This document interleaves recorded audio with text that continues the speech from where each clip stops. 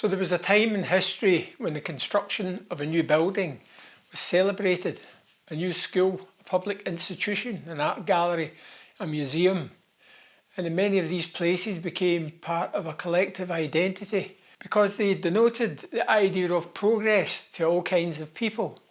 Now the crime is not about destroying architectural heritage, but how architectural heritage just gets in the way of the never-ending sausage machine of glass, steel and fake stone that is taking up land and green space all over the city. During the clearances of the 1960s-70s, as homes and public institutions were being flattened, industrial architecture didn't have a chance and very little survived. Here is an example of it. This is the Beco building, the so-called eyesore that the council, under the persuasion of progress and developers, needed to be wiped out from existence from the ground plan of the city. This is how the local Evening Times put it, who were happy to go along with a hatchet job in part of our industrial architectural heritage. They state, should such an eyesore, an old derelict building, stand in the way and delay a £300 million plan to breathe life into Glasgow's tradesman area, the Times reported. The Times goes on, this risks a £340 million investment for a building few would look twice at.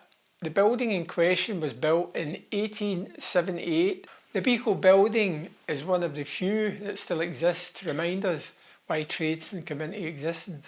So today, if you go and look at Barclay Bank's £300 million state-of-the-art campus in Tradeston, check out the Beco building. It's still standing and in sharp contrast to the glass and steel Lego brick worker pods that surround it.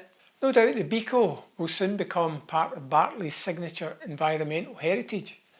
Our city has become a function of these enclaves of privatised land, of housing and business developments that render great swathes of our city as barren public no-go areas. Unfortunately in Glasgow, it's not too often historical context wins over our blanket bombing council, especially of industrial architecture.